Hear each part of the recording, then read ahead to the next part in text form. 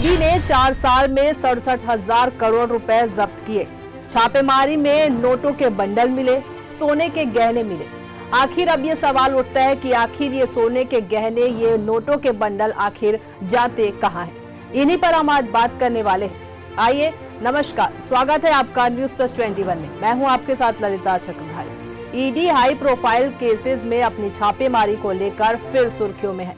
ED एक हफ्ते के अंदर बंगाल की ममता सरकार के मंत्री पार्थ चटर्जी की करीबी अर्पिता मुखर्जी के घर छापेमारी से 50 करोड़ रुपए से अधिक कैश और 5 किलो से ज्यादा सोना बरामद कर चुकी है। ईडी के छापेमारी के बाद अर्पिता के घर से बरामद नोटों के ढेर की तस्वीरें वायरल हो रही है। नोटों के बंडलों को देखकर आपके मन में एक सवाल उठता होगा कि आखिर इतने पैसे का क्या होता है। जांच के लिए ईडी को होता है छापा मारने का अधिकार। तो आपको बता दें कि जांच के लिए ईडी को छापा मारने का अधिकार होता है। ED, CBI, income tax department को money laundering, income tax fraud या अन्य आपराधिक गतिविधियों में जांच, पूछताछ, छापेमारी करने और चल अचल संपत्तियों को जब्त करने का अधिकार होता है। ये एजेंसियां जब्त पैसों को अपनी कस्टडी में लेती है और फिर अदालत के आदेश से या तो उस पैसों को आरोपी को वापस कर दिया जाता है या फिर वो सरकार की संपत्ति बन जाता है। ये पूरी प्रक्रिया इतनी आसान नहीं होती, इसमें कई चरण होते हैं। आइए उसके बारे में जानते हैं। इस पर सवाल का जवाब जानने के लिए केंद्रीय जांच एजेंसियों जैसे ईडी, सीबीआई और इनकम टैक्स डिपार्टमेंट को किसी मामले की जांच के लिए छापा मारने का अधिकार होता है। इन एजेंसियों को जांच करने का जो अधिकार होता है उसके 2 हिस्से होते हैं, एक गिरफ्तारी और पूछताछ और दूसरा उससे संबंधित सबूत इकट्ठा करने के लिए छापेमारी। जांच एजेंसियों को छापे मारती है तो वह अलग अलग सूचनाओं पर आधारित होती है, इसलिए जरूरी नहीं है कि एक आरोपी के यहाँ एक ही बार छापा मारा जाए, बल्कि छापेमारी कई चरणों में हो सकती है। ईडी को पीएमएलए के तहत मिलता है संपत्ति जब्त करने का अधिकार। जी हाँ, इस पर अगर ईडी की बात करें तो उसे prevention of money laundering act 2002 यानी पीएमएलए 2002 के तहत, अगर कस्टम डिपार्टमेंट है तो कस्टम एक्ट के तहत और अगर इनकम टैक्स डिपार्टमेंट है तो इसे इनकम टैक्स एक्ट के तहत संपत्ति जब्त करने का अधिकार होता है। जांच एजेंसी जिस कानून के तहत काम करती है उसी के तहत उसे छापा मारने, जब्त करने और जब्त सामान को मालखाने या भंडार घर में जमा करने का अधिकार होता है। अब जब्त किए गए सामान का पंचनामा बनाती है। ईडी छापे में कई चीजें बरामद हो सकती है। इनमें पेपर डॉक्यूमेंट्स, कैश और अन्य कीमती सामान जैसे सोने चांदी के गहने मिल सकते हैं। छापेमारी में जब्त की गई चीजों का पंचनामा बनाया जाता है। पंचनामा जांच एजेंसी का 10 यानी जांच अधिकारी बनाता है। पंचनामे पर 2 स्वतंत्र गवाहों के हस्ताक्षर होते हैं। साथ ही इस पर जिस व्यक्ति का सामान जब्त होता है उसके भी हस्ताक्षर होते हैं। पंचनामा बनने के बाद जब्ती का सामान केस प्रॉपर्टी बन जाता है। अब एक एक करके जानते हैं कि ईडी जो कैश, गहने और संपत्ति जब्त करती है आखिर उसका क्या होता है। सबसे पहले हम बात करते हैं जब्त किए गए कैश। सबसे पहले जब्त किए गए पैसे या कैश का पंचनामा बनाया जाता है। पंचनामा में इस बात का जिक्र होता है कि कुल कितने पैसे बरामद हुए, कितनी गड्डियां हैं, कितने 200 के नोट है, कितने 500 के और कितने अन्य नोट है। जब्त किए गए कैश में अगर नोट पर किसी तरह के निशान हो या कुछ लिखा हो या लिफाफे में हो तो उसे जांच एजेंसी अपने पास जमा कर लेती है, जिससे इसे कोर्ट में सबूत के तौर पर पेश किए जा सकते हैं।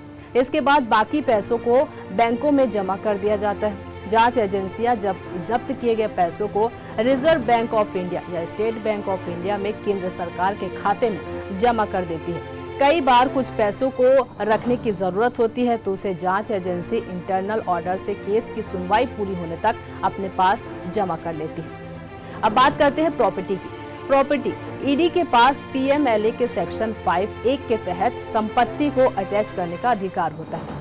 अदालत में संपत्ति की जब्ती साबित होने पर इस संपत्ति को पीएमएलए के सेक्शन 9 के तहत सरकार कब्जे में ले लेती है। जब ईडी किसी की प्रॉपर्टी को अटैच करती है तो उस पर बोर्ड लगा दिया जाता है जिस पर लिखा होता है कि इस संपत्ति की खरीदी, बिक्री या इसका इस्तेमाल नहीं हो सकता।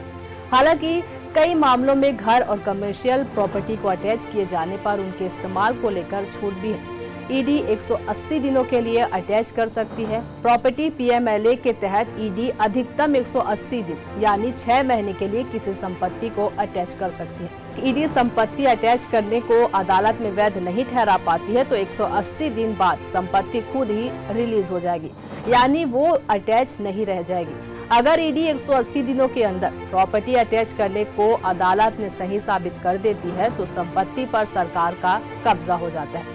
इसके बाद आरोपी को ईडी की इस कार्रवाई के खिलाफ ऊपर की अदालतों में अपील करने के लिए 45 दिन का समय मिलता है। अभी होता है कि ईडी जिस संपत्ति को अटैच करती है उस मामले की अदालत में सुनवाई जारी रहने के दौरान आरोपी उस संपत्ति का उपयोग कर सकता है। अब आइए हमें इसे एक उदाहरण के तौर पर समझते हैं। उदाहरण के लिए 2018 में ईडी ने पूर्व वित्त मंत्री पी चिदम्बरम के दिल्ली स्थित जोरबाग के बंगले का 50% हिस्सा अटैच कर दिया था, लेकिन उस प्रॉपर्टी को खाली करने का कोर्ट का नोटिस मिलने तक उनका परिवार वहीं रहा था। चिदम्बरम के बेटे कार्ति ने इस नोटिस के खिलाफ भी कानूनी राहत ले ली थी।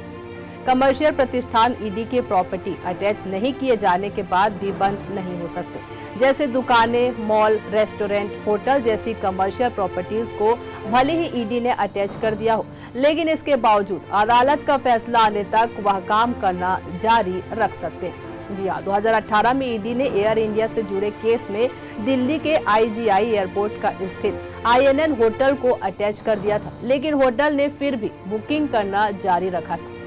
अब बात करते हैं गहने की कि आखिर जो गहने मिलते हैं उनका क्या होता है। जांच एजेंसी अगर सोना, चांदी, गहने और अन्य कीमती सामान बरामद करती है तो उसका भी पंचनामा बनता है। पंचनामे में इस बात की पूरी जानकारी होती है कि उसे कितना सोना मिला या कितने गहने मिले या कितना कीमती सामान बरामद हुआ। सोने, चांदी के गहने और अन्य कीमती सामान को जब्त करके सरकारी मालखाने या भंडार घर में जमा कराया जाता है। अब इस पर ये जानते हैं कि आखिर ये संपत्ति किसकी होगी, ये फैसला कौन करता है। ये फैसला अदालत करती है। कैश हो या गहने या प्रॉपर्टी, जब्त किए गए सामान पर आखिरी फैसला कोर्ट करती है। मुकदमा शुरू होने पर जब्त किए गए सामान को सबूत के तौर पर कोर्ट में पेश किया जाता है।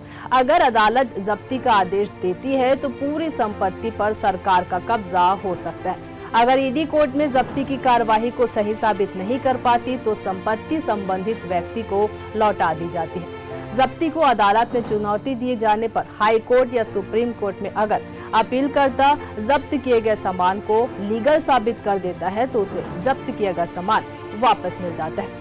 कई बार कोर्ट जिसकी संपत्ति है उस पर कुछ फाइन लगाकर भी उसे संपत्ति लौटाने का भी मौका देती है, लेकिन जांच एजेंसी प्रशासनिक आदेश से ही संपत्ति को अटैच करती है और फिर कोर्ट के ऑर्डर से वो सरकार की हो जाती है या जिसकी संपत्ति जब्त हो गई है उसे लौटा दी जाती है। तो हमने आपको बताया कि आखिर ईडी छापेमारी से मिले नोटों और बंडल और सोने के गहनों का आखिर क्या करते हैं। तो उम्मीद है आपको ये जानकारी अच्छी लगी हो। अगर अच्छी लगी हो तो हमारे चैनल को फटाफट से लाइक और सब्सक्राइब कर दें और इसी तरह के जानकारियों से लगातार अपडेट रहने के लिए देखते रहिए न्यूज़ प्लस 21, आपके हक की बात।